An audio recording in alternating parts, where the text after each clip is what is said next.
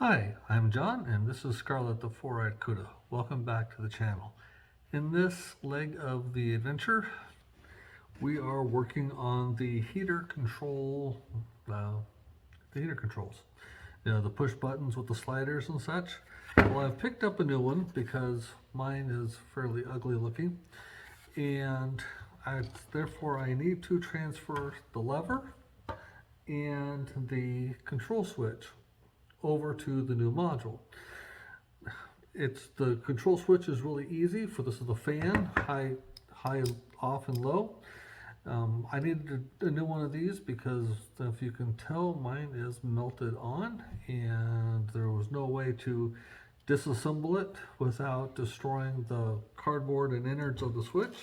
So I was able to pick up a new switch at your trusty online stores, and I picked up a new faceplate as well as a dash part via the Tony's Parts. He's really good with all of our Mopar needs, so I'll give him a shout out.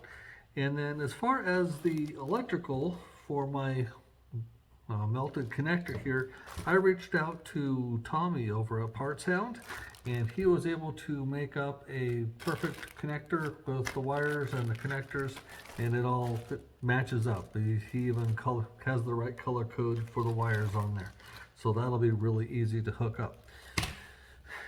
That was all really easy because it's just simple, screws and nuts and whatnot, until I came to the heater control switch.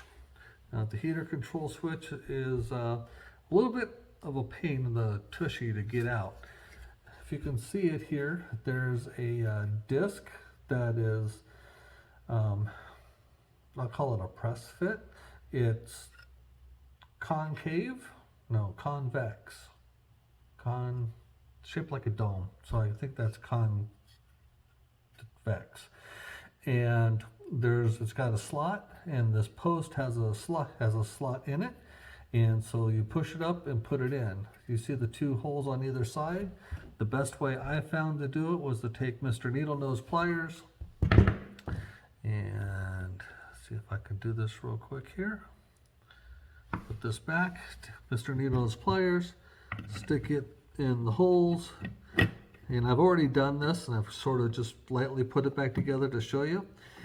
Slide it, and then this pops off, and you can see it's shaped like it's a disc, very thin, flat disc, but it has a curve to it. Got that, and then this is on a post, and it's fairly difficult. I tried holding on to it. I tried, turning it. I tried to think maybe it unscrews. Well, it's a press fit, and I guess that would have made sense if I thought about it more at the time. And that's why this is a little little dish shaped. And so, in order to get this off the first time, what I did was I took two blade screwdrivers. I put one under one side, one under the other, and gave it a twist, and it came right off. Took quite a bit of force the first time. As you can see, this is not the prettiest, so I will be taking this on a date with Mr. Scotch Brite Pad and cleaning this up, and maybe giving it a coat of something, Rust-Oleum of some sort, to protect it.